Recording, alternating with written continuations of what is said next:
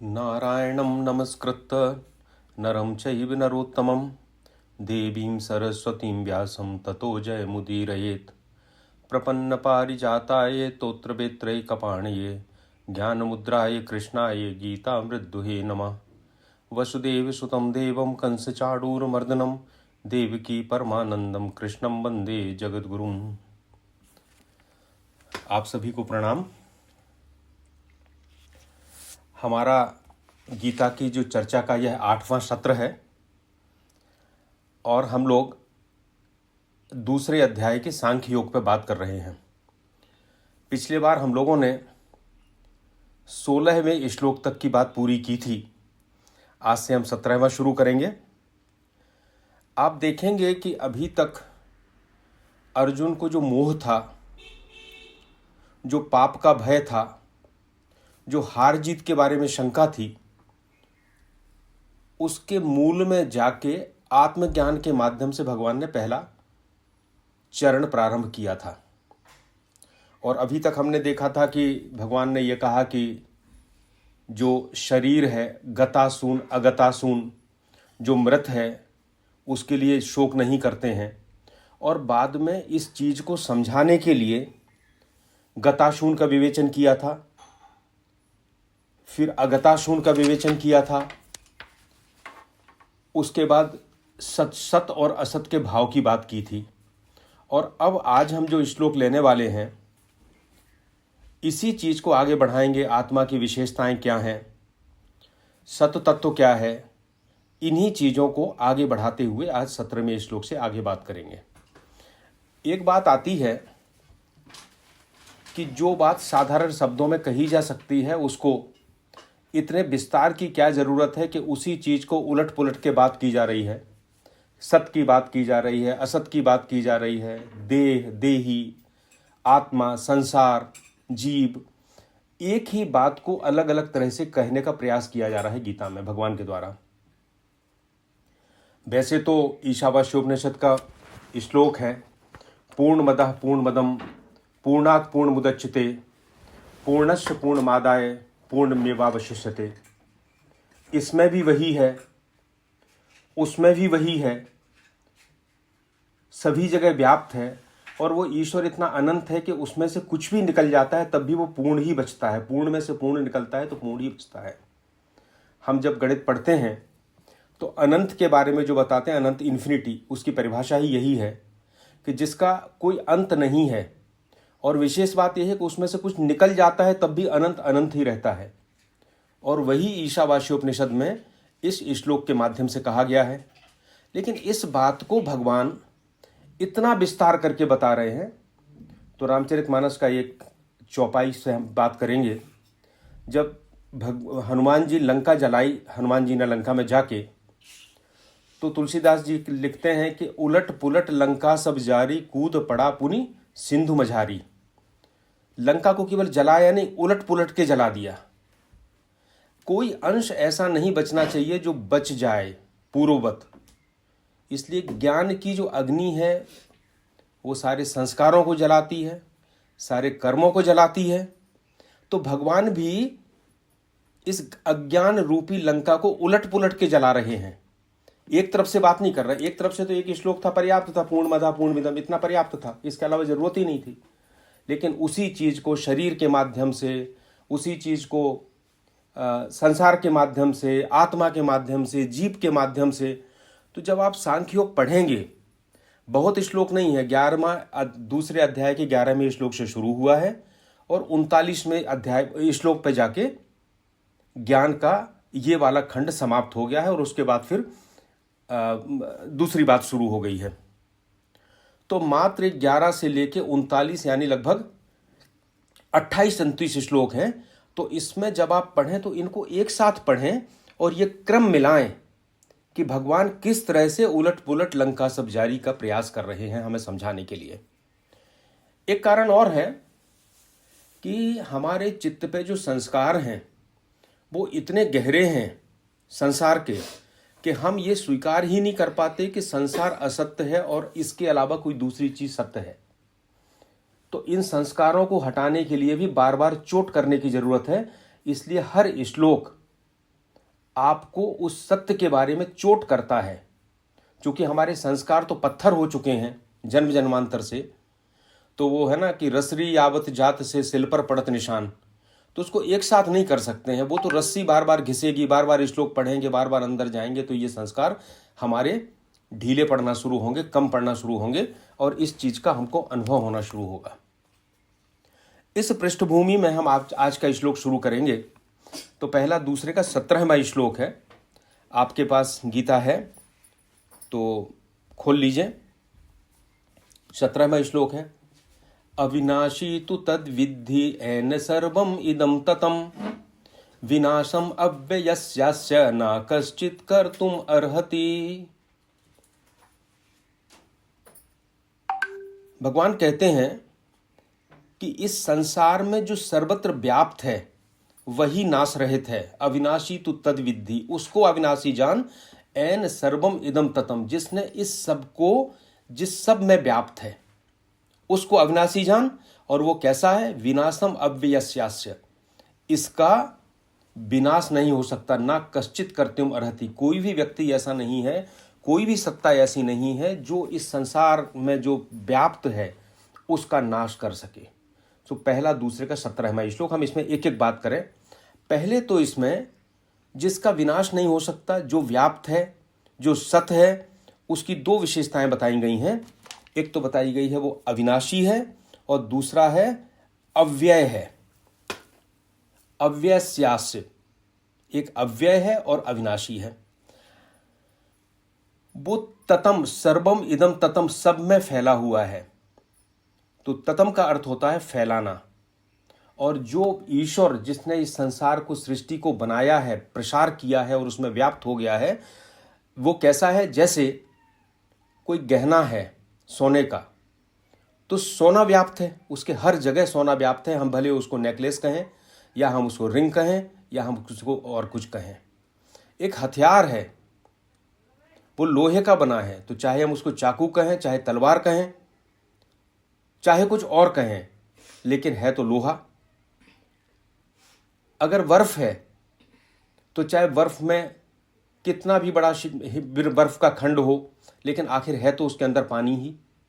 तो भगवान कहते हैं कि इसी प्रकार से इस पूरे संसार को फैलाकर जो व्याप्त हो गया है।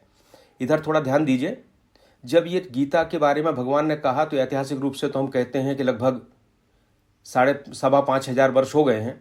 ज्ञान तो अनंत है, हमेशा से है।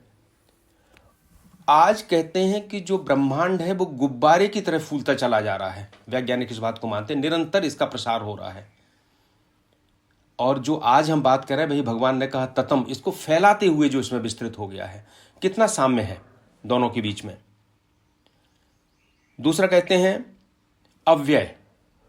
अव्यय का अर्थ होता है जो व्यय नहीं होता है, और दूसरा होता है इसका अर्थ जिसमें कोई अवयव नहीं होता है।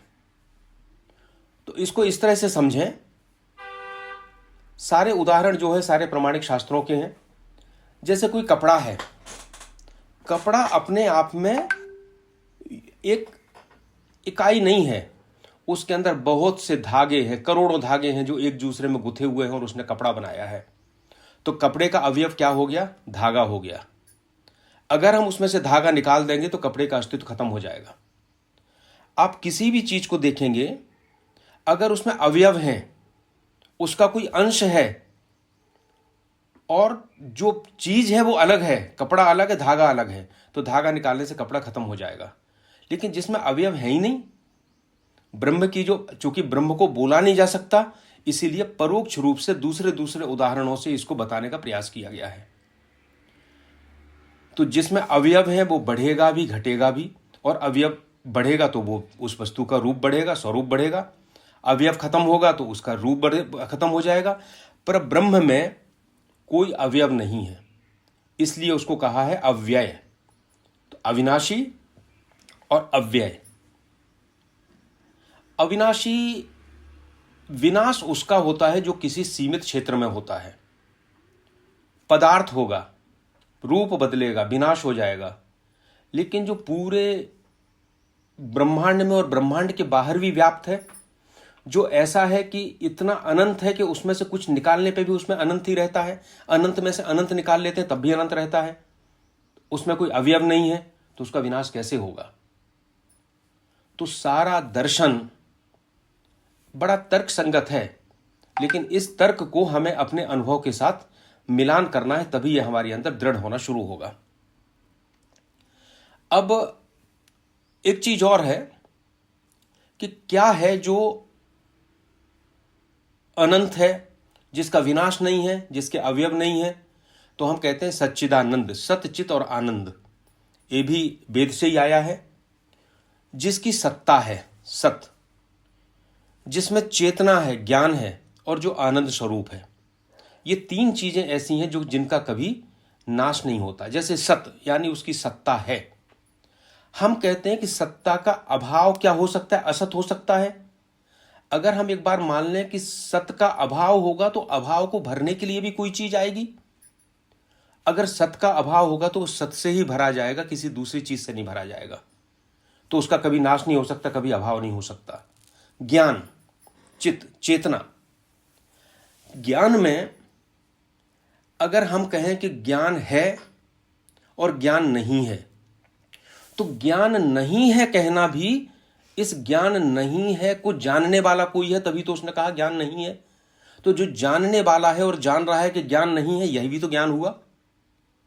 तो दर्शन कहता है, वेदांत कहता है कि ज्ञान का भी कभी नाश नहीं हो सकता। तो सत का कभी नाश नहीं हो सकता, ज्ञान का नहीं हो सकता, और जहां सत और ज्ञान दोनों होंगे वहां आनंद होगा। आप देखें, हम कहते हैं कि सुख का उल्टा दुख होता है, पर आनंद का विलोम कुछ नहीं होता। आनंद आनंद है। हम बड़े साधारण भाषा में कहते हैं आज बहुत सुख मिला, तो सुख मिला तो दुख भी मिल सकता है, पर आनंद जो है, जैसा सत और चित का अस्तित्व खत्म नहीं होता है, जो अनंत है, उसी तरह से आनंद है। और इन तीनों से मिलकर बना सच्चित आनंद, सच्चिदानंद, जो ब्रह्म का स्वरूप है। और इस श्लोक में भगवान ने 17वें श्लोक में अव्यय अविनाशी की बात कही, पूरे संसार में व्याप्त होने की बात कही, और कहा कि इसको नष्ट करने के लिए कोई सक्षम नहीं है। सो ये भी एक तरीका है उस ईश्वर की ओर निर्देश करने का, उस ईश्वर की सत्ता को बताने का। अगला श्लोक लेते हैं, 18वां श्लोक है दूसरे अध्याय का। अंतवंत इमे देहा नित्यस्योक्ता शरीरिणः अनाशिनो अप्रमेयस्य तस्माद् युद्धस्व भारत। वो कहते हैं इस नाश रहित अप्रमेय नित्य स्वरूप जीवात्मा के ये शरीर नाशवान कहे गए हैं, इसलिए हे अर्जुन तू युद्ध कर। सो तीन चीजें इसमें कही हैं। नाश रहित आत्मा को फिर नाश रहित कहा, अप्रमेय कहा और नित्य कहा। और उसके ये शरीर, आप इसमें देखेंगे तो शरीर बहुवचन में है और आत्मा एक वचन में है। तो आत्मा तो सबकी एक है, उसमें कोई द्वैत नहीं है, इसलिए आत्मा को एक वचन में कहा गया। लेकिन उसकी तीन विशेषताएं फिर दे दी। आप देखेंगे फिर दोहराव हुआ है। अविनाशी पहले भी कह चुके थे, यहां भी वही कहते हैं। अंतमंत इमे देहा नित्य सुक्त शरीरना, अनाशिनो, ये नाश नहीं होती है, अप्रमेय है और नित्य है। इसके बारे में हम चर्चा करेंगे। तो पहला तो इसमें श्लोक में ये भगवान बताते हैं कि अगर शरीर अलग अलग हैं तब भी उसमें जो आत्मा है वो एक ही है, और इस श्लोक में उसकी तीन विशेषताएं बताते हैं। वास्तव में ये विशेषताएं नहीं हैं, ये कहना चाहिए कि हम अभी जब प्रमाण की बात करेंगे तो हम इसको कहेंगे कि जो चीज ऐसी है जिसके बराबर कोई दूसरा है ही नहीं, उसको हमेशा हम नकारात्मक ढंग से ही बता सकते हैं। ऐसा नहीं है, ऐसा नहीं है, नेति नेति करके ही बता सकते हैं। इसके बारे में हम अभी चर्चा करेंगे, पर अभी हम केवल इतना कहेंगे, पहले इसमें भगवान ने कहा है अनाशिना। अनाशिना फिर वही अविनाशी, जिसमें परिवर्तन नहीं होता है, जिसमें क्षति नहीं होती है। और एक और बात है, क्षति नहीं होती और किसी भी काल में नहीं होती है। काल और टाइम एंड स्पेस से जो परे है उसे अनाशिना कहा गया। नित्य, नित्य मतलब जो सदैव है।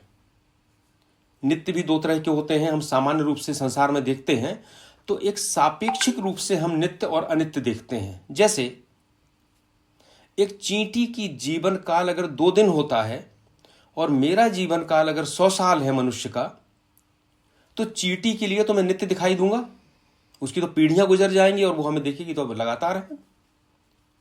लेकिन मेरी तुलना में अगर ब्रह्मा का जो काल है वो मुझे नित्य दिखाई देता है, मुझे अपनी स्थिति अनित्य दिखाई देती है। वो इतना बड़ा काल है ब्रह्मा का, दिन और रात। हम संसार में हैं, हम हिमालय को देखते हैं, कहते हैं 15 करोड़ साल पहले इसका बनना शुरू हुआ था और अभी भी वो जमीन से ऊपर उठता जा रहा है, क्योंकि 2 प्लेट जो भूगर्भीय प्लेट होती हैं, एशिया और यूरेशिया, अंटार्कटिका और यूरेशिया, ये दोनों टकराई और ये भारत का निर्माण हुआ वैज्ञानिक ढंग से। तो मैं देखूं तो मैं जब तक जीवित रहूंगा तब तक हिमालय ऐसा ही दिखेगा। तो मुझे लगेगा ये तो नित्य है, लेकिन नहीं, हिमालय भी परिवर्तित हो रहा है और शायद 15 करोड़ साल बाद ऐसी स्थिति फिर आ जाए, 15 करोड़ नहीं, 100 करोड़ वर्ष बाद, जब हिमालय फिर से मैदान बन जाए। क्योंकि जिसका जन्म हुआ है उसका विनाश भी होगा।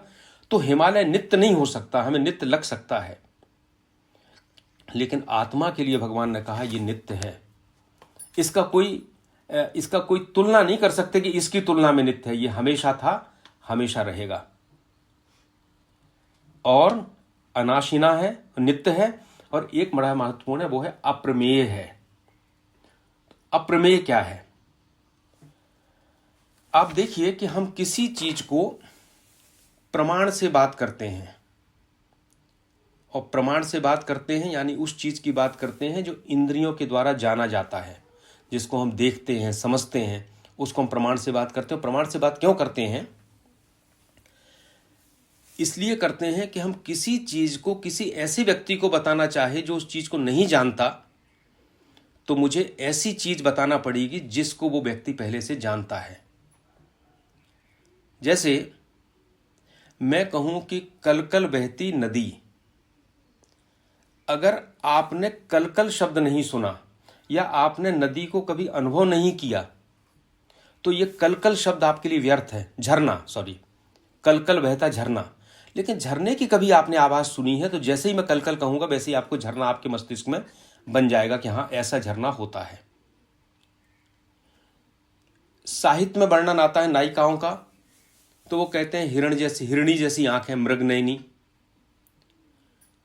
हाथी जैसी चाल, तोते जैसी नाक। ये जितना मध्ययुगीन जितना भी आप साहित्य देखेंगे, इसमें नायिकाओं का वर्णन ऐसे ही होता है। अब जिसने मान लीजिए केवल स्त्री देखी है लेकिन तोता भी नहीं देखा, हाथी भी नहीं देखा, जिसने मृग के नयन भी नहीं देखे, तो उसके लिए शब्द निरर्थक हो जाएंगे। तो हम दूसरे को वही बता सकते हैं वाणी के माध्यम से जो वह पहले से जानता है, उससे साम्य स्थापित कर सकते हैं, अन्यथा भाषा असमर्थ है कुछ भी कहने में। तो जब ब्रह्म की बात करते हैं तो ब्रह्म जो इशारे किए जा रहे हैं, क्योंकि ब्रह्म के बारे में बताया ही नहीं जा सकता, क्योंकि उसके बराबर उपमा कहीं है ही नहीं जिसके बारे में कहें कि ऐसा है। तो हम जो करते हैं सामान्य रूप से 4 तरह से हम प्रमाण देते हैं। पहला प्रमाण तो होता है प्रत्यक्ष प्रमाण देते हैं। हम कहते हैं हाँ वो मैंने उस चाय को पी है, बहुत मीठी है, प्रत्यक्ष प्रमाण है, मुझे वो मीठी लगी।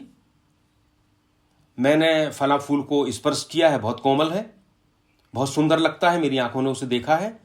तो ये प्रत्यक्ष का प्रमाण है। लेकिन आत्मा के बारे में, आत्मा न इंद्रियों से दिखता है, न संसार का हिस्सा है, तो प्रत्यक्ष प्रमाण कैसे दोगे उसके बारे में?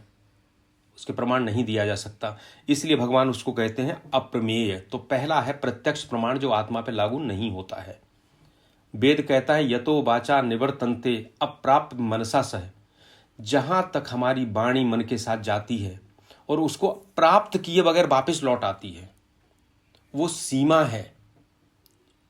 तो वाणी और मन दोनों संसार का हिस्सा हैं, उससे हम आत्मा का प्रमाण नहीं दे सकते हैं, इसलिए अप्रमेय है।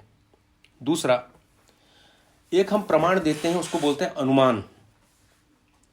जैसे कहीं धुआं दिखा तो हम मानते हैं कि आग लग गई। कल हमारे यहाँ भोपाल में वल्लभ भवन में आग लगी, मुझे भी ऑफिस जाना पड़ा क्योंकि देखना था कि क्या जल गया क्या बचा। तो क्या हो रहा था, वल्लभ भवन के जिस हिस्से से धुआं निकलना शुरू होता था तो लोग चिल्लाने लगते थे कि अरे इधर इधर आग बढ़ रही है, इस तरफ फायर ब्रिगेड ले जाओ। सो ये अनुमान प्रमाण है। हमें नहीं पता था आग लगी कि नहीं लगी, लेकिन धुआं हमें बता रहा था कि आग लगी है। ऐसा कोई प्रमाण आत्मा का नहीं हो सकता। सो प्रमाण का दूसरा तरीका अनुमान है, वो भी आत्मा पे लागू नहीं होता। तीसरे को कहते हैं उपमान। उपमान का अर्थ होता है जैसे उपमा देना। जैसे मैंने आपको पहले बताया, स्त्री की आंख को मृगनयनी कहना, किसी पुरुष को हम कहें नरकेशरी है, मतलब इतना बलवान है कि शेर जैसा है, लेकिन शेर नहीं है देखा है तो नर को कैसे नरकेशरी समझेगा कोई। सो आत्मा जैसा कुछ भी नहीं है। अगर नर सिंह जैसा है तो नरकेसरी कह दिया, हमने समझ लिया कि इतना बलवान होगा। लेकिन आत्मा को किसकी उपमा देंगे, इसलिए यह भी लागू नहीं होता। चौथा बहुत महत्वपूर्ण है, वो है आगम प्रमाण। शास्त्र कहते हैं कि जो चीज किसी से भी पता नहीं चलती है, शास्त्र उसके लिए प्रमाण होते हैं। क्यों?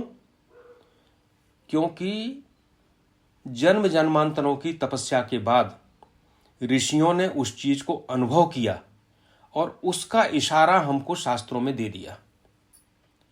और एक आगम प्रमाण होता है, गुरु प्रमाण होता है। अगर गुरु भी उस स्तर का है तो वो भी यह बता सकता है कि इशारा कर सकता है कि ये इशारा है, अब तुम इस पे आगे बढ़ो। लेकिन जो आगम लिखे हुए हैं वो भी एक सीमा तक ही साथ देते हैं, वो भी आत्मा को अनुभव नहीं करा सकते। ये इस तरह से है जैसे हम किसी को आकाश में कोई तारा दिखाएं, हम कहें देखो वो शुक्र तारा है। अब शुक्र कैसे समझेगा वो?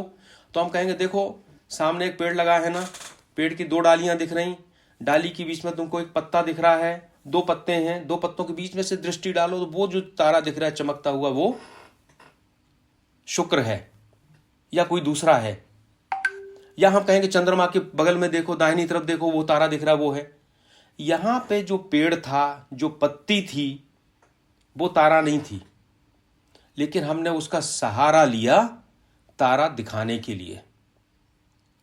सो आगम जो हैं, जो शास्त्र हैं और जो गुरु हैं, वो वही पेड़ और उसकी पत्ती है जो बताते हैं कि ब्रह्म इसके पीछे है, तुम देखने का प्रयास करो। वेदांत में कहते हैं कि जैसे दूर से नदी बह रही है तो नदी कैसे दिखाएंगे? जाना तो आपको खुद पड़ेगा, आप उससे 1 किलोमीटर दूर खड़े हैं, लेकिन नदी के किनारे बड़े बड़े पेड़ होते हैं, सामान्य रूप से जंगलों की जो नदियां होती हैं। तो गुरु बताता है कि देखो वो सामने देखो, इधर बहुत बड़े बड़े जो पेड़ दिख रहे हैं उसके पीछे नदी है। तो गुरु और आगम शास्त्र भी आत्मा का इशारा कर सकते हैं, आत्मा को दिखा नहीं सकते। तो चौथा प्रमाण प्रत्यक्ष, अनुमान, उपमान और आगम, ये चारों प्रमाण आत्मा पे लागू नहीं होते हैं। तो इसलिए उसको भगवान ने कहा अप्रमेय। इतनी चीजें बताने का उद्देश्य केवल इतना है भगवान का कि शास्त्र और गुरु और ये सारी चीजें जितना भगवान भी बता रहे हैं, ये सारी चीजें इशारा कर रही हैं, लेकिन नदी के तट तक तो आपको खुद जाना पड़ेगा, जिसके बारे में गीता आगे चल के बहुत सी बातें कहेगी। रामकृष्ण परमहंस की पुस्तक में मैंने एक बड़ी अच्छी कहानी पढ़ी थी, अभी आगम और इसके बारे में ही है, और इसलिए इसको बताना जरूरी है क्योंकि सामान्य रूप से हम लोग शास्त्रों में उलझे रहते हैं, और उलझना बुरा भी नहीं है, शुरुआत तो वहीं से होना है। तो रामकृष्ण परमहंस ये कहानी सुनाया करते थे कि एक लड़का शहर में रहता था और उसकी माँ गांव में रहती थी। तो उसने उसको एक चिट्ठी लिखी कि बेटा जब तुम शहर से आओगे तो इतना इतना सामान खरीद लाना। लड़के ने चिट्ठी देखी, सोचा ठीक है बाजार जाएंगे तो इसको पढ़ लेंगे, और उसने एक कोने में रख दी। अब जब बाजार जाने का समय आया तो वो चिट्ठी नहीं मिली, पता नहीं कहाँ चली गई। तो वो चिंतित हो गया कि अरे अब पत्र नहीं मिला माँ का, तो मैं बाजार में जाके खरीदूंगा क्या, मुझे तो पता ही नहीं क्या है। उसने खोजा, उसको कहीं से वो तुड़ी मुड़ी चिट्ठी मिल गई, रखी थी बीच में। उसने उसको पढ़ा, पढ़ के उसको पता चल गया कि माँ ने नमक तेल क्या क्या मंगाया है। अब उसने उस चिट्ठी को फेंक दिया। अब वो बाजार जाएगा, उस सामान को खरीदेगा। अब उस चिट्ठी जो गुम गई तो भी उसको कोई फर्क नहीं पड़ता, क्योंकि चिट्ठी जो चीज बताना चाहती थी उसको पता चल गया, उसने उस काम को कर लिया। सो आगम प्रमाण जो है और गुरु का जो प्रमाण है वो उस सीमा तक है जहां तक वो बताता है कि तुम्हें बाजार से क्या खरीदना है और कैसे खरीदना है, इससे आगे वो नहीं जाता। इसलिए अभी हम पढ़ेंगे जब दूसरे अध्याय में आगे, तो भगवान कहते हैं कि एक श्लोक है, यावान अर्थ उत्पाने सर्वथा संपलुतोदके तावान सर्वेषु वेदेषु ब्राह्मणस्य भी जानता। वो कहते हैं कि जब ब्रह्म को कोई जान जाता है तो वेद का उपयोग उसके लिए उतना ही बचता है जितना अगर मेरे चारों तरफ जल प्लावन हो जाए, पूरे में पानी ही पानी हो जाए, तो छोटे से तालाब का जो महत्व मेरे लिए बचेगा उतना ही महत्व बचेगा, उससे ज़्यादा नहीं होगा। सो हमें ये समझना है कि जो भी वेद है, शास्त्र है, पुराण है, गुरु की वाणी है, ये एक निश्चित सीमा तक यचो बाता निवर्तनते अप्राप्य मनसास है, ये सब वहीं तक जाएंगे। इन नदी के किनारे पे पेड़ दिखा देंगे, एक पेड़ के बीच से बता देंगे कि वो शुक्र का तारा है, लेकिन तारे को देखना या नदी के किनारे जाके नदी का स्पर्श करना, ये हमारे ऊपर है। पूरा गीता में बड़ी कठोर बात कही गई है। गीता कहीं कोई लल्लो चप्पो नहीं करती कि वो हमको झूठे आश्वासन देती हो कि तुम तो इसको पढ़ लो, ये हो जाएगा, वो हो जाएगा। नहीं, साफ बताया है कि अप्रमेय है, अनाशिन है, नित्य है। अब इन चीज़ों को देख के आपको अपनी यात्रा शुरू करना है। पहले भी मैंने कहा, गीता सिद्धांत भी है, साधना भी है और सिद्धि भी है। सो अभी ये सिद्धांत की बात चल रही है, हम साधना पे भी आएंगे और साधना के बाद सिद्धि का स्वरूप क्या है उस पर भी गीता बात करेगी। अब इसका व्यवहारिक उपयोग क्या है इन सब चीज़ों का? देखिए, अर्जुन का जो शोक था वो इस कारण से था कि वो इस संसार के और आत्मा के स्वरूप को नहीं समझ रहा था। तो जैसे ही हम इस स्वरूप को समझते हैं वैसे ही हमारे अंदर निर्भयता पैदा हो जाती है, हमारे अंदर साहस पैदा हो जाता है और भय समाप्त हो जाता है। सबसे बड़ा भय अगर संसार में किसी चीज का है तो वो मृत्यु का है। और जैसे ही इस बात को अंदर हमारे बैठ जाती है कि आत्मा अजर, अमर, अविनाशी, नित्य, सर्वगतः, ये सारी चीजें आत्मा की हैं, ये संसार से इस तरह पृथक है, वैसे ही लगता है कि फिर मृत्यु का भय क्यों रहेगा। जब हमारे अनंत जन्म हो चुके हैं और आज भी हम वैसे ही हैं, जैसे अभी आया था कि देहिनोस्मिन था दो हे कौमारम यौवनम, जरा कुमार अवस्था से यौवन, यौवन से वृद्धावस्था, शरीर बदलता जा रहा है, पर हम हैं, मैं हूं, ये तो मैं बचपन में भी सोचता था और आज भी सोचता हूं, उसमें तो कोई परिवर्तन नहीं हुआ। इसी तरह अनंत जन्मों से मैं जो हूं वो वैसा ही हूं। ये जब भाव दृढ़ होता है तो फिर शोक और दुख के लिए स्थान समाप्त होता जाता है धीरे धीरे। तो जब हम शरीर के स्तर पर चिंतन करते हैं तो दुर्बलता पैदा होती है। शरीर के स्तर पर हम परिवार से बंध जाते हैं, अपने आप से बंधते हैं, परिवार से बंधते हैं, उससे ऊपर समाज, समाज से ऊपर देश, देश से ऊपर मानवता। कहीं ना कहीं एक जंजीर है गुलामी की जिससे बंधे हैं। पर जब आत्मा का चिंतन करते हैं तो मुक्ति हो जाती है, मुक्त हो जाते हैं, क्योंकि हम इस सबसे ऊपर हैं। तो अर्जुन भी शरीर की सीमा में बंधा था और यही उसके दुख और शोक का कारण था, और इसलिए भगवान ने उसको आत्मज्ञान देकर इस शोक को दूर करने का प्रयास किया। इसका एक उदाहरण है, सिकंदर जब भारत आया तो उसके गुरु को पता था कि भारत बहुत बड़ी आध्यात्मिक भूमि है, तो उसने कहा किसी ऐसे को लाना जिसने ईश्वर को समझा है, उसको पकड़ के लाना। सिकंदर ने खोजा, किसी ने बताया एक बड़े महात्मा है, नदी किनारे रहते हैं, आप उनको पकड़ के ले जाओ तो वो उनको सारी अनुभूति है। सिकंदर गया, उसने उनसे कहा कि आपको हमारे साथ चलना है। उन्होंने कहा मैं तुम्हारे साथ क्यों चलूं, तुम भले संसार के राजा हो पर मैं तुम्हारे साथ नहीं जाऊंगा, मैं तो यहीं रहूंगा। सिकंदर ने कहा मैं तुमको बांध के ले जाऊंगा। तो उसने कहा तुम बांध सकते हो, क्योंकि शरीर से तो हम मना नहीं कर सकते, तुम्हारे पास बहुत ताकत है, तुम कुछ भी कर सकते हो, लेकिन तुम मेरी आत्मा को तो नहीं ले जा सकते। सिकंदर ने कहा तुम्हारा गला काट दूंगा। तो वो हंसने लगा, तुम गला काट दोगे तो क्या फर्क पड़ेगा मुझे, मैं तो जैसा हूं वैसा ही रहूंगा। अंतर इतना है कि आज इस देह में हूं, कल किसी दूसरे देह में चला जाऊंगा। तो ये जो आध्यात्मिक साहस पैदा हुआ, ये कैसे हुआ? हमारे में तो ये साहस नहीं है, हम लोगों में किसी में। हम लोग तो सब चीज़ों से डरते हैं, क्योंकि हम जितनी बातें कर रहे हैं, ये जो आगम में लिखी हुई हैं वो बातें कर रहे हैं। जैसे जैसे इस चीज की अनुभूति होती जाएगी वैसे वैसे भय कम होता जाएगा।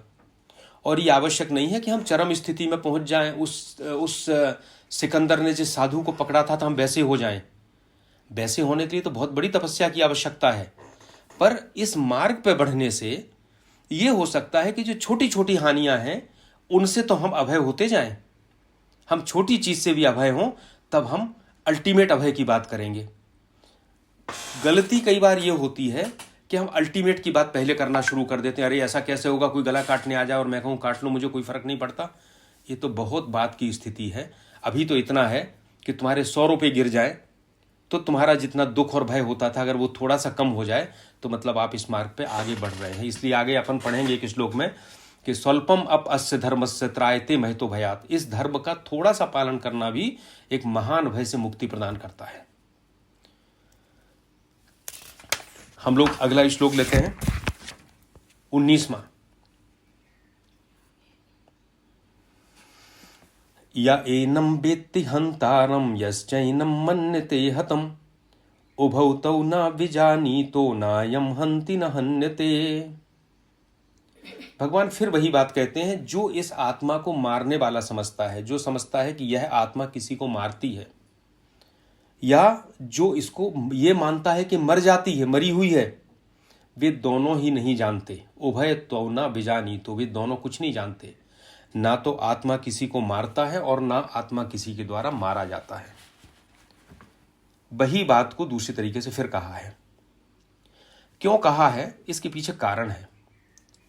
अभी तक भगवान ने जो बात की है वो ये कहा है कि तू आत्म तत्व को पहचान, तो तेरे मन में जो निर्बलता आ रही है, क्षुद्रता आ रही है, वो क्षुद्रता दूर हो जाएगी, तो अभय हो जाएगा। तो अर्जुन के मन में 2 तरह के भय थे। एक तो शायद कहीं अंदर अंदर ये भी था कि हम जीतेंगे हारेंगे क्या होगा। वो कहता है भी मैं जीतूं या हारूं, यदि बात जाइए यदु बायनु जाइयो तू, या तो वे जीत जाएं या मैं जीत जाऊं। तो एक मन में ये भाव था और इसलिए उसने शस्त्र डाल दिए थे। तो भगवान ने कहा था क्षुद्रम हृदय दौर्बल्यम त्यक्तोत्तिष्ठ परम, तब तुम हृदय की दुर्बलता को त्याग दे और खड़ा हो जाए। लेकिन जब उस बात को अर्जुन नहीं समझ पाया तो क्षुद्रता क्यों होती है और कैसे त्यागोगे, उसके बारे में सिद्धांत बताया कि जब तुम इस आत्मा को समझ जाओगे तब तुम अभय हो जाओगे, तुम्हारे अंदर साहस पैदा होगा। तो एक तुम्हारा हिस्सा जो है भय का, वो समाप्त हो जाएगा। अब दूसरा हिस्सा भी है। अर्जुन कहता है ठीक है। उसने एक बात और कही थी कि मैं इन अपने चाचा मामा को मारूंगा, गुरुजनों को मारूंगा तो इससे पाप पड़ेगा। दूसरा क्वेश्चन है पाप का भय। अभी तो मृत्यु का भय था, अभय हो गया आत्म तत्व को जान के, लेकिन पाप का भय कैसे दूर होगा। ठीक है हम सब कुछ कर लेंगे, लेकिन जब इनको मारेंगे तो पाप तो पड़ेगा। तो ये बड़ा गहरा रहस्य है आध्यात्म का, जो भगवान कर्म का वो तरीका बता रहे हैं जिससे हम पाप और पुण्य दोनों चीज़ों से अलग हो जाते हैं।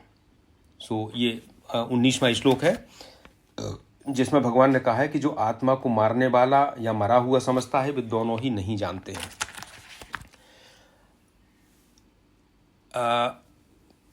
तो केवल एक छोटी सी बात करें कि पाप की भावना क्यों आती है हमारे अंदर कि ये पाप है ये पुण्य है। देखिए हम लोग सांस लेते हैं, श्वास में करोड़ों बैक्टीरिया वायरस अंदर जाते हैं, मर जाते हैं। हम खाना खाते हैं, खाना का पाचन होता है, कितने तरह के बैक्टीरिया अंदर हैं। दही खाते हैं, लैक्टोबैसिलस जाता है, खत्म तो मरता तो होगा ना, वो जिंदा थोड़ी रहता। लेकिन क्या इन सब चीजों से जो पाचन हो रहा है, जो श्वास हो रही है, क्या इससे पाप और पुण्य पड़ता है? अगर इनसे पाप और पुण्य मिलता होता तो हम तो निरंतर पाप ही कर रहे हैं। हम तो अपने जीवित रहने के लिए 24 घंटे कुछ ना कुछ हो रहा है। बुखार हो गया, मलेरिया हो गई, हमने क्लोरोक्विन की गोली खा ली, क्या हुआ? जो मलेरिया पैरासाइट थे वो मर गए। तो मलेरिया पैरासाइट अगर अरबों की संख्या में मर गए तो क्या अरबों हत्याओं का पाप हमें हो गया? अगर ऐसा होता तब तो फिर जीव का कोई उद्धार ही नहीं होता। संसार में आओगे तो सब अपने आप होगा, इसके बिना तुम जीवित ही नहीं रह सकते एक क्षण भी। तो इसमें बड़ा महत्वपूर्ण है। हम कर्म में आएंगे तब इसकी विशेष व्याख्या करेंगे, पर चूंकि यहाँ बीच में आ गया, क्योंकि यहाँ अकर्तापन की भाव की बात आई है। कोई भी चीज जो क्रिया और कर्म में अंतर है, क्रिया वो है जो स्वमेव हो रही है, श्वास चल रही है, श्वास हम लेते नहीं हैं। अगर हम श्वास लेते होते तो जिस समय भूल जाते उस समय श्वास लेना भूल जाते तो श्वास बंद हो जाती और हम मर जाते। पर ऐसा तो कभी नहीं होता कि हम सोते में भूल जाएं श्वास लेना। श्वास तो हमेशा चलती है, क्योंकि वो अपने आप हो रही है। तो जो कुछ भी इस संसार में हम जिससे नहीं जुड़े हैं, जो स्वमेव हो रहा है, भले वो मेरे माध्यम से क्यों ना हो रहा हो, वो क्रिया है। और नियम यह है कि जो क्रिया है उसका कोई पाप या पुण्य नहीं होता है। तो जब हम कर्म इस तरह से करते हैं कि मैं खुद उससे नहीं जुड़ता हूं, तो सारा कर्म, चाहे वो किसी का भला कर रहा हूं, चाहे बुरा कर रहा हूं, चाहे मार रहा हूं, चाहे प्रेम कर रहा हूं, मैं उससे अपने आप को अलग कर लेता हूं, तो उसके पाप पुण्य से भी अलग हो जाता हूं। तो सिद्धांत यह है कि क्रिया में अगर मेरा ममत्व पैदा हो गया, मेरी आसक्ति पैदा हो गई, तो मेरे अंदर ही अभिमान है कि मैं इस काम को कर रहा हूं। और जैसे ही मैं कहता हूं कर रहा हूं, वैसे ही वो क्रिया कर्म के रूप में जुड़ गई। और जब क्रिया जुड़ गई, तो जब मैं जिस क्रिया का कर्म का मालिक हो गया, तो उसके फल का भी मालिक हो गया, तो फल की आसक्ति भी अंदर आ गई। तो अब उस क्रिया का, कर्म का जो परिणाम होगा, चाहे वो पाप हो या पुण्य हो, उसके लिए हम जवाबदार हो जाएंगे। अब भगवान अब बात करते हैं कि फिर अकर्तापन क्या है जिसमें हम नहीं जुड़े हैं। ये इस श्लोक का पार्ट नहीं है, लेकिन इस श्लोक को समझने के लिए मुझे लगता है कि बताना आवश्यक है। तो अकर्तापन की दो बातें मुख्य हैं। एक तो है हम अकर्ता कैसे होते हैं, एक तो है ज्ञान मार्ग और एक भक्ति मार्ग। तो ज्ञान मार्ग यह कहता है कि हम निरंतर ये विचार करते हैं कि मैं आत्मा हूं, मैं शरीर नहीं हूं, मैं नित्य हूं, सर्वगता हूं, सब जगह व्याप्त हूं, कोई अंत नहीं है। जब हम इस साधना को करते हैं ज्ञान मार्ग के बीच में, तो बात आती है अहम ब्रह्मास्मि, मैं ही ब्रह्म हूं। और भाव का जो विस्तार है वो ये है कि सूर्य है तो वह भी मैं हूं, चंद्र है तो वह भी मैं हूं, और एक चींटी है तो वह भी मैं हूं। अहम का इतना विस्तार हो गया कि सारा संसार ही मैं हो गया। अहम ब्रह्मास्मि, सो हम, वह भी मैं हूं। और अहम बुरा नहीं है, अहम ये अलग विषय है, अहम की भी आवश्यकता है। रामचरितमानस में तो कहते हैं कि अहंकार शिव बुद्धि यज मन शशि चित्त महान। इस संसार का जो अहंकार है वो शिव है, बुद्धि ब्रह्मा है, मन चंद्रमा है और चित्त विष्णु है। हमारे अंतःकरण की चार ही चीजें होती हैं, मन बुद्धि चित्त और अहंकार। चारों को ये उपमाएं दी गई हैं। तो जो मेरा अगर अहंकार इतना बड़ा हो जाए कि सारा संसार ही मैं हूं, मेरा ही ये विस्तार है, तो ये ज्ञान मार्ग की साधना है, जिसको हम कहते हैं महान अहम की साधना। और भक्ति में क्या होता है, भक्ति में हम कहते हैं भगवान मैं कुछ नहीं हूं, सब कुछ तू ही है, तेरा ही रूप चंद्रमा है, तेरा ही रूप ईश्वर है, तेरा ही रूप छोटी चींटी है, मैं कुछ नहीं हूं। मैंने अपने अहम को इतना छोटा कर लिया कि मैं कुछ भी नहीं हूं, ना हम ना अहम ना अहम, तुमेव तुमेव। तो ये महान तुम की साधना हो गई, जिसमें हमने भगवान को सब कुछ देखा। तो ये ज्ञान मार्ग महान अहम की साधना, जिसमें अहम बढ़ के पूरे संसार में व्याप्त हो जाता है। और भक्ति मार्ग महान त्वम की साधना। रामकृष्ण परमहंस जी एक बात कहा करते थे, उनके शिष्य कहते थे, घोष साहब थे, वो कहते थे कि माया अपनी डोरी के द्वारा बांधती है। देखिए ये भी सब प्रतीकात्मक हैं, कोई डोरी थोड़ी होती, डोरी होगी तो वो संसार की वस्तु हो गई। लेकिन माया जो अटैच करती है, बांधती है, तो कहते माया डोरी को लेकर बांधती है, लेकिन जब वो बांधने आती है तो जो ज्ञान मार्गी है उसका जो अहम इतना बड़ा हो गया कि माया की डोरी छोटी पड़ जाती है, वो उसको बांध नहीं सकती। और जो भक्ति मार्गी है उसका अहम इतना छोटा हो गया कि जब वो डोरी से बांधती है तो खिसक जाता है उसमें से, तो वो भी नहीं बंधता। तो दोनों तरह की जो साधना है, अकर्तापन की साधना, अकर्तापन की साधना से पाप का भय दूर होता है, और आत्म ज्ञान की जो साधना है उससे अभय आता है। सो बाद में जब हम कर्म मार्ग पे आएंगे और ज्ञान मार्ग पे आएंगे तो अकर्तापन की साधना की बात भगवान कहना शुरू करेंगे। कुल मिला के इतनी बात है इस श्लोक में जो कहते हैं, हम जो 19वां श्लोक ले रहे थे कि ना इसको कोई मरने वाला समझता है, आत्मा ना किसी को मारता है ना मरता है। क्यों? जो आत्मा को समझ जाता है वो अकर्ता बन जाता है। अकर्ता बनने में पाप के दोष को खत्म हो जाता है, पाप और पुण्य का दोष। अभी हम आगे चलेंगे। अब इसमें केवल इतनी सी बात है कि जो आत्मा है वो अकर्ता है। आत्मा ऐसे है जैसे आत्मा के पास 4 चीजें हैं जिससे वो काम करता है, मन, बुद्धि, चित्त और अहंकार। उसी के माध्यम से जैसे कारीगर के औजार होते हैं ना, इसी तरह आत्मा का औजार ही पूरा शरीर है। औजार जितना अच्छा होगा, मन जितना शुद्ध होगा, आत्मा उतना ही अच्छा प्रतिफलित होगा उसमें, और जितना ये चीजें खराब होंगी उतना ही आत्मा का प्रस्फुटन उसमें नहीं होगा। तो वो कहते हैं कि ये जो आत्मा है ये अकर्ता है। इसको समझ के अकर्तापन का जो भाव है, जिसके लिए साधना है, चाहे महान अहम की हो, चाहे महान त्वम की हो, चाहे ज्ञान मार्ग की हो, चाहे भक्ति मार्ग की हो, उसके माध्यम से हम अकर्ता जब बन जाते हैं तो फिर 20वें श्लोक में कहते हैं भगवान, ना जायते म्रियते वा कदाचिन्नायं भूत्वा भविता वा न भूया अजो नित्यः शाश्वतोऽयं पुराणो न हन्यते हन्यमाने शरीरे। इसमें 2 चीजें हैं। पहले वो कहते हैं, आत्मा की विशेषता बताते हैं, ना जायते, जिसका जन्म नहीं होता है, ना म्रियते, जो मरती नहीं है, अजो, अजा है। अजा का मतलब ही जन्म ना होना है। तो ना जायते और अजा दोनों एक ही बातें हैं, लेकिन एक ही बात पे जोर देने के लिए 2 बार अलग अलग तरह से भगवान ने कहा। म्रियते, ना म्रियते, ना हन्यते हन्यमाने शरीरे, जो नष्ट नहीं होता है, जो मरता नहीं है वो नष्ट नहीं होता। ये भी दोनों बातें एक ही बात की, एक ही बात को 2 बार दोहराया है। तो जीना और मरना दोनों आपस में एक दूसरे पर आश्रित हैं। जिसका जन्म होगा उसकी ही मृत्यु होगी, जिसकी मृत्यु होगी उसका ही जन्म होगा। ऐसी कोई चीज नहीं हो सकती कि जो जन्म ना होती हो लेकिन मृत्यु हो, या जिसकी मृत्यु ना होती हो लेकिन जन्म होता हो। हमने कल पिछले बार की चर्चा में एक बात की थी कि जो भी जन्म होता है उसकी मृत्यु होती है, उसकी 6 अवस्थाएं मानी गई हैं बीच में वेदांत के अनुसार। जो जन्म होता है जायते, फिर वो कुछ समय तक रहता है तो स्थिति, फिर वो बढ़ता है तो वर्धते, फिर वो परिवर्तित होता है तो परिणीमते, फिर वो उसका क्षय होता है तो नश्यते, और बाद में नष्ट हो जाता है विनश्यति। तो जिस आत्मा का जिसका ना जन्म हुआ ना मृत्यु हुई, तो बीच की चीजें भी अपने आप खत्म हो गई तर्क के अनुसार।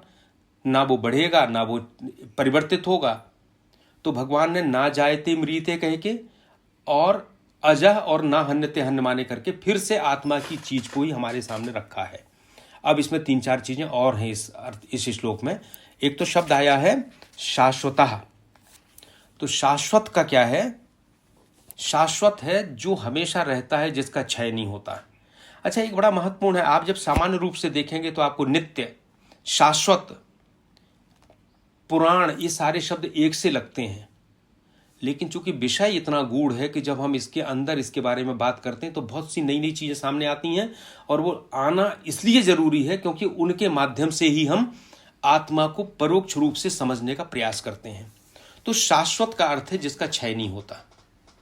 किसी भी चीज का क्षय 2 तरह से होता है, या तो उसके स्वरूप का क्षय होता है या उसके गुण का क्षय होता है। जैसे उदाहरण लें, उदाहरण भी वेदांत का है। आग जल रही है, आग में से अगर हम ईंधन को अलग कर दें, आधी लकड़ियां अलग कर दें, तो आग का स्वरूप परिवर्तित हो जाएगा। उसका कुछ अवयव था, लकड़ी, ईंधन, उसको हमने अलग कर लिया, आग का स्वरूप परिवर्तित हो गया। दूसरा, अगर हम आग पर थोड़ा सा पानी डाल दें तो स्वरूप तो वैसे ही रहेगा, लेकिन उसकी उष्णता कम हो जाएगी, उसकी गर्मी कम हो जाएगी। तो पहले तो आत्मा के बारे में जब उन्होंने शाश्वत कहा, इसका मतलब ना तो उसका स्वरूप परिवर्तित हो सकता है, ना उसका कोई गुण अगर है तो गुण भी परिवर्तित हो सकता है। वैसे तो आत्मा निर्गुण है, कोई गुण नहीं है। पुराणों, पुराण का अर्थ होता है पुराणवा। पुराणवा, पुरा का मतलब होता है जो पुराना है, और नवा का जो नया है। अर्थात जो पुरानी चीज होती है तो पुरानी बोलते हैं हम उसको, लेकिन क्या कोई ऐसी चीज हो सकती है जो पुरानी है लेकिन सदैव नई है? तो आत्मा है इसलिए उसको पुराण कहा गया। इसलिए पुराण की जो कहानियां होती हैं वो पुरानी होने के बाद भी नवीन होती हैं, किसी भी काल में उनका रूप बदलता नहीं है। इसके बारे में कभी अलग से बात कर सकते हैं, बहुत बड़ा विषय है। नित्यः, इसी श्लोक में नित्यः कहा गया है। नित्यः मतलब है जो अमरण धर्मा है, जो मरता नहीं है वो नित्य है। तो ये तीन चीजें बताने के बाद भगवान कहते हैं ना हन्यते हन्यमाने शरीरे। देखिए, मरना और मारना कब होगा? जब द्वैध होगा, ड्यूअलिटी होगी, एक मरने वाला होगा और एक मारने वाला होगा। लेकिन ना मरने वाला है ना मारने वाला है, सब कुछ आत्मा है, तो ये घटना कैसे हो सकती है? लेकिन वेदांत का दुरुपयोग भी, अभी हम लोग आगे जब बात करेंगे, वेदांत का दुरुपयोग भी नहीं हो सकता। लोग कहते हैं अच्छा अगर आत्मा ही सब कुछ है तो हम तो मार देते हैं किसी को भी, आत्मा ही तो है, हम तो ये पाप कर लेते हैं, आत्मा में तो कोई पाप लगता नहीं। पर बात इतनी आसान नहीं है, क्योंकि जिस चेतना की स्थिति की बात की जा रही है उस स्थिति पे जाके इस बात को सोचना पड़ेगा। और अगर हम इस संसार चक्र से बाहर होना चाहते हैं, पाप पुण्य से बाहर होना चाहते हैं, अगर हम बंधन से बाहर होना चाहते हैं, तो ये तरीका बताया गया है उसके लिए, उस स्थिति तक जाने के लिए। तो आत्मा मरना मारना द्वैत के राज में है और आत्मा अद्वैत है। फिर एक प्रश्न उठता है कि जब शरीर जड़ है और आत्मा अक्रिय है तो फिर पाप और पुण्य का दोष किसको लगेगा? इस प्रश्न का अगर हम उत्तर नहीं देते हैं तो यहीं उलझ जाते हैं। फिर कहते हैं कि अच्छा शरीर ही तो शरीर को मार रहा है, हमें क्या फर्क पड़ता है, आत्मा तो अलग है, हम तो आत्मा हैं, तो हम तो कुछ भी करेंगे। इस प्रश्न का उत्तर बहुत महत्वपूर्ण है। इसमें दो तीन प्रश्न होते हैं कि अगर ना हन्यते हन्यमाने शरीर है तो पाप पुण्य किसको पड़ रहा है, और फिर शरीर तो शरीर को नहीं मार सकता क्योंकि दोनों ही जड़ हैं, और आत्मा भी शरीर को नहीं मार सकती क्योंकि आत्मा तो अक्रिय है, और आत्मा आत्मा को नहीं मार सकती क्योंकि आत्मा तो अक्रिय है और हमेशा है, सदा है। ये जो गूढ़ बुद्धि है ये भगवान अगले श्लोकों में सुलझाते हैं और बताते हैं कि वो क्या विधि है जिससे हमें पाप पुण्य नहीं मिलता है, वो कैसे है। मैं समझता हूँ आज 7:20 हो चुके हैं, आज का हमारा सत्र समाप्त हो रहा है। तो हम इस विषय को लेके, इसी श्लोक को लेके आगे बात करेंगे। पाप पुण्य का वाहक कौन है, मरने मारने का कारण क्या है, उसका परिवहन आगे कैसे होता है, कैसे वो अगले स्तर पर जाता है, और कैसे हम उसको छोड़ के ये सारी क्रियाएं कर सकते हैं। इस बारे में हम अगले चर्चा में बात करेंगे।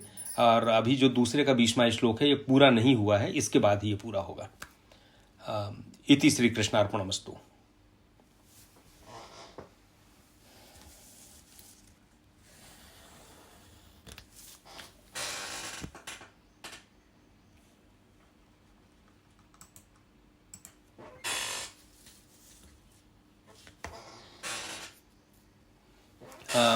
सर मनोहर दुबे सर हैं क्या?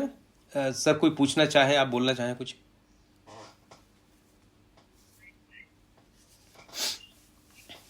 हमारे जो भी साथी अपनी जिज्ञासा रखना चाहते हैं, जी मैं सभी से निवेदन कर रहा हूँ, जो भी जिज्ञासा है आपकी वो अपनी सीधे अनम्यूट करते हुए रखिएगा। देवी ये सबको अनम्यूटेड कर दीजिएगा प्लीज।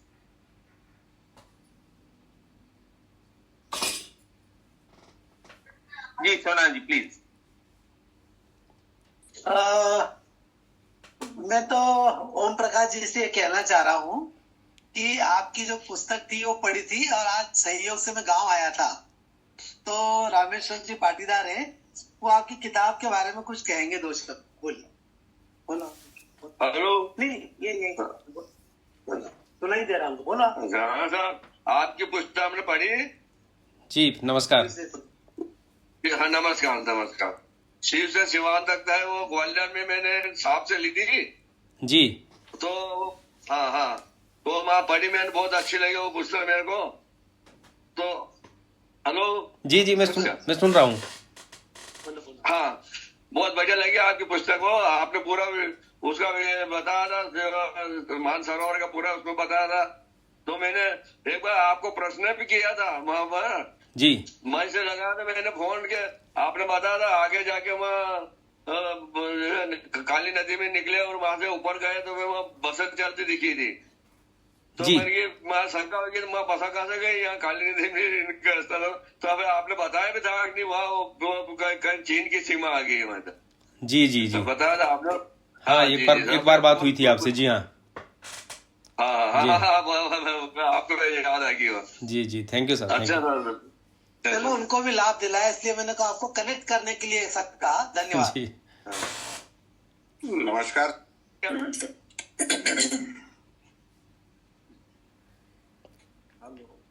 सर मैं जी प्लीज।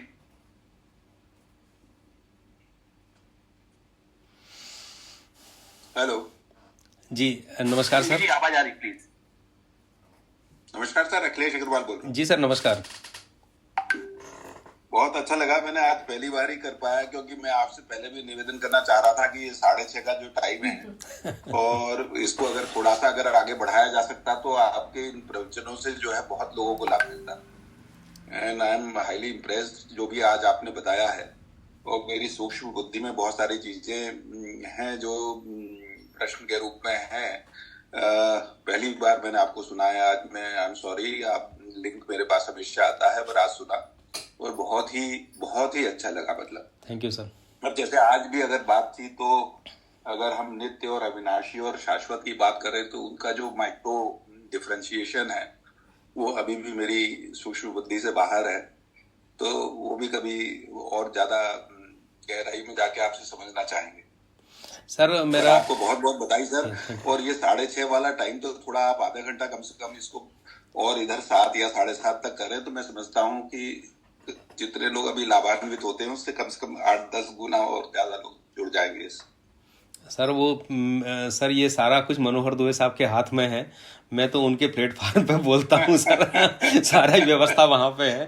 तो मैं जी से भी रिक्वेस्ट करता हूँ, मैं अगर वो है अगर यहाँ अभी ग्रुप में आज शायद नहीं जुड़े हैं वो, आज कहीं व्यस्त हैं वो, ऐसा लग रहा है। अच्छा जी सर। ओके, पर बहुत ही अच्छा सर। बहुत मतलब एक बहुत ही जिस तरह से आपकी चीजों की व्याख्या करते हैं, मतलब इट इज बहुत, जिसको कहते हैं ना, एक क्लैरिटी है आपके थॉट्स में, आपके अपने एक्सप्लेनेशन में, वो बहुत आनंद आया। Thank you sir.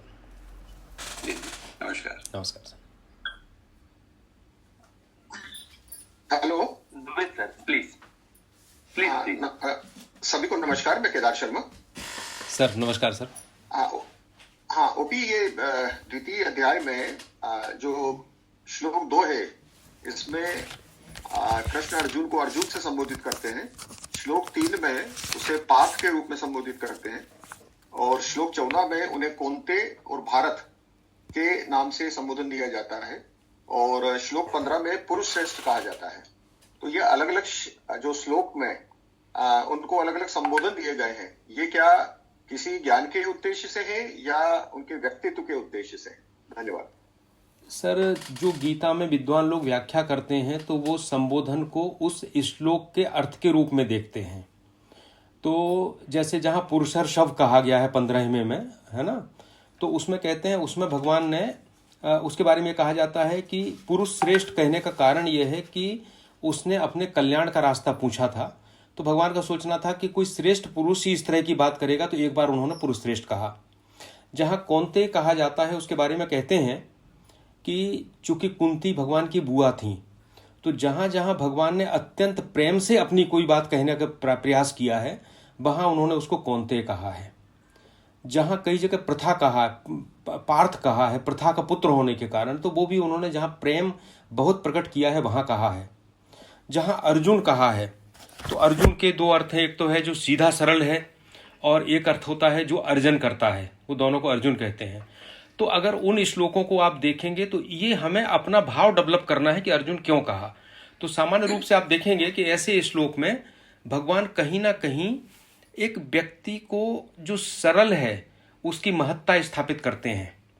कहते हैं कि भगवान ने गीता युधिष्ठिर को क्यों नहीं सुनाई? युधिष्ठिर तो धर्म के मामले में बहुत ऊपर थे, लेकिन अर्जुन को क्यों सुनाई? भीष्म को सुना देते, भीष्म तो बहुत बड़े ज्ञानी थे।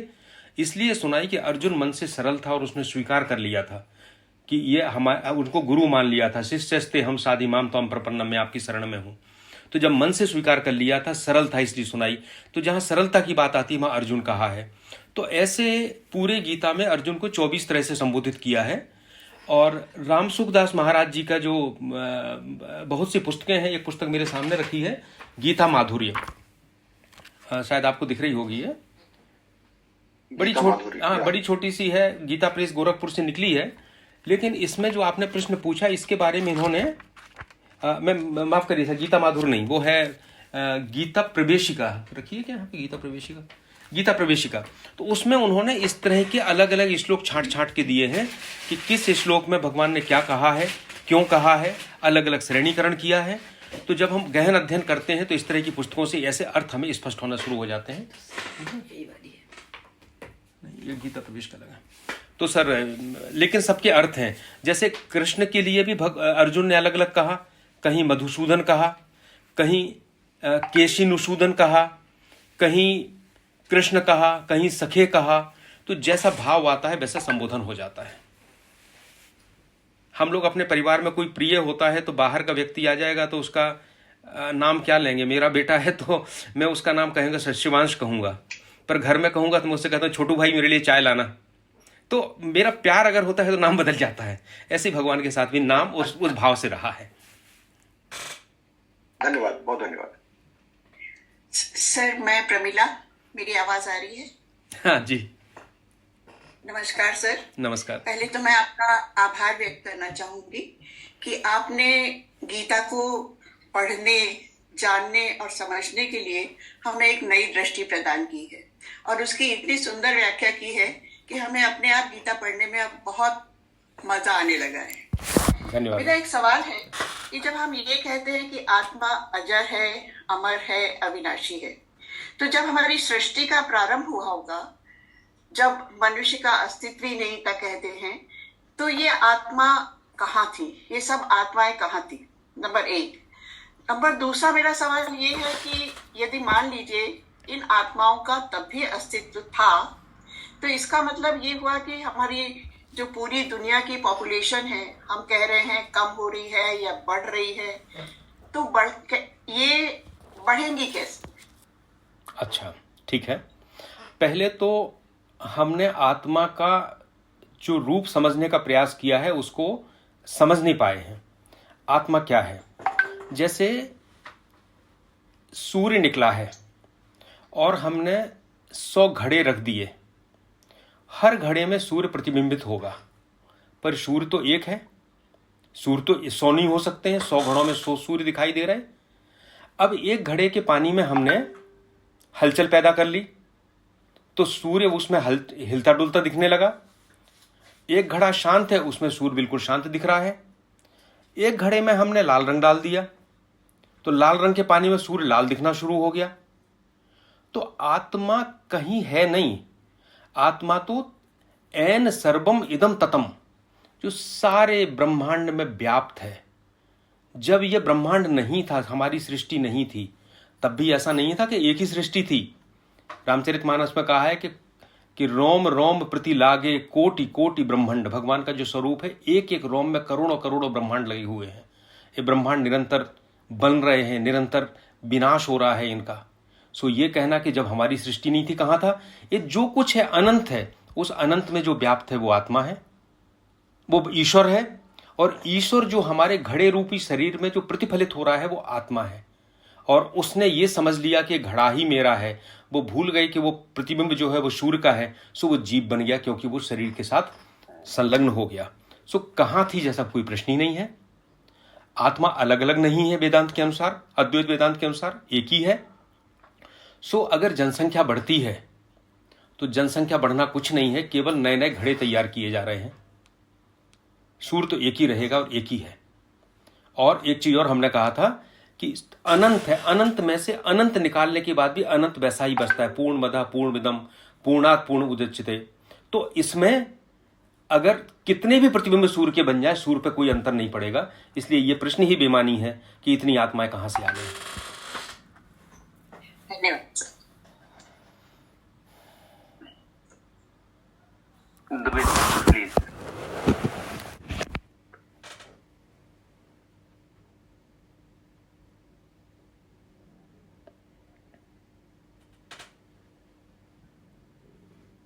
दुबे सर जुड़े हुए हैं और मैं निवेदन करता हूँ सर क्लोजिंग रिमार्क दे पाएंगे।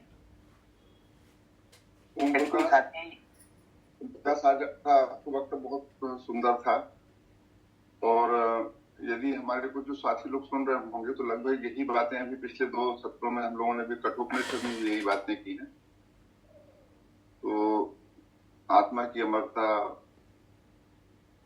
आत्मा को कोई मार नहीं सकता वगैरह वगैरह, इन संदर्भ में वहां पर भी बात की थी। और ये बड़े इम्पोर्टेंट पहलू हैं। और जैसा ओम प्रकाश कह रहे थे कि यदि हम आत्मा को, ये नंबर्स कैसे आते हैं, तो वो बता रहे थे कि अद्वैत में आत्मा तो एक ही है, और जब एक ही है तो फिर जन्म कैसे होता है, ये भी उन्होंने आपको बताया कि सूर्य का जिस तरीके से प्रकाश घड़े पर दिखने लगता है और अनेक सूर्य बन जाते हैं, उसी तरीके की कुछ स्थिति है आत्मा की मनुष्य के शरीर में दिखने की। हम लोग एक चर्चा कर रहे थे कि ये जो परावर्तन होता है सूर्य के प्रकाश का, सूर्य का प्रकाश तो सब जगह है, लेकिन पानी में दिखती है उसकी छाया, या दर्पण में दिखती है, या बहुत ही घिस लिया गया वो पत्थर है जो चमकने लगता है उसमें दिखती है सूर्य की छाया। तो जब, और इसी तरीके से ये जो ईश्वर तत्व है, आत्म तत्व है, ये सब जगह उपलब्ध रहता है। एक विशिष्ट प्रकार का जब संगठन हो जाता है वस्तुओं का, तब वो आत्मा उससे परावर्तित होने लगती है, तो उसको परावर्तनवाद बोलते हैं। आत्मा का परावर्तनवाद, प्रतिबिंबवाद, वो प्रतिबिंब के रूप में दिखने लगती है जब हमारा एक विशिष्ट प्रकार का संगठन हो जाता है शरीर का, एक विशेष प्रकार के कॉम्बिनेशन में दिखती है। और उसकी जो सर्वोच्च प्रखर जो प्रस्तुति है अभी तक, वो है मनुष्य के शरीर में। मतलब एक कोशी जीव में भी आत्मा प्रतिबिंबित होती है, और एक इतना कॉम्प्लेक्स रूप से जो हमारा शरीर है उसमें भी आत्मा प्रतिबिंबित होती है। और उसी दृष्टिकोण से जब आपके पास ये आत्मा प्रतिबिंबित हो गई, तो एक विशिष्ट किस्म की परिस्थिति है जिसमें आप जानने की शक्ति प्राप्त कर लेते हैं। तो जीवन का लक्ष्य बताया है कि उस आत्म तत्व को जानिए जिसके कारण आपके पास ये क्षमता आई है। तो बड़ा सुंदर वक्तव्य दिया ओम प्रकाश ने अभी। और अग्रवाल साहब कह रहे थे 6:30 बजे से बढ़ा के टाइम किया जाए, मुझसे और लोगों ने भी अनुरोध किया, लेकिन बहुत सारे लोगों को ये लगता है कि इसके बाद उनका दैनिक जीवन चालू हो जाता है, तो कहीं ना कहीं सहयोग की उसकी जरूरत है, कोई ना कोई टाइम फिक्स करने की। लेकिन फिर थोड़े दिन में और विचार करते हैं, यदि और अधिक लोगों की इस तरीके की स्थिति बनती है। एक सर्वे किया था, उस सर्वे में हमको लगभग 45% लोगों ने बोला था सुबह 6:30 से चालू किया जाए, लगभग 40% लोगों ने बोला था कि रात को 8 बजे के बाद चालू किया जाए। तो उस तरीके से हमने इसको डिसाइड किया है, देखते हैं कि जरूरत पड़ेगी। लेकिन ये रिकॉर्डिंग मिलती है, अखिलेश जी इसकी रिकॉर्डिंग अवेलेबल हो जाती है तुरंत फेसबुक पर, और कुछ दिनों बाद हम लोग उसको यूट्यूब पर भी आपको देते हैं। तो इसलिए हमने कर रखा है। आप सबने इसको बड़े ध्यान से सुना, इसके लिए बहुत बहुत धन्यवाद। आज मैं एक शादी में हूँ, मेरी भांजी की शादी है, तो मैं बाहर हूँ, इसलिए मैं जुड़कर शामिल नहीं हुआ हूँ, वीडियो के साथ शामिल नहीं हूँ। आप सबको बहुत बहुत धन्यवाद, और सबसे ज्यादा ओम प्रकाश जी को धन्यवाद, और सारे जितने लोग इसमें भाग ले रहे हैं उनको भी धन्यवाद। क्योंकि जब हमको लगता है 40 से 50 लोग, 60 लोग, 70 लोग इसको देख रहे हैं, सुन रहे हैं, तो बहुत अच्छा लगता है। धन्यवाद आप सबको। नमस्कार। नमस्कार।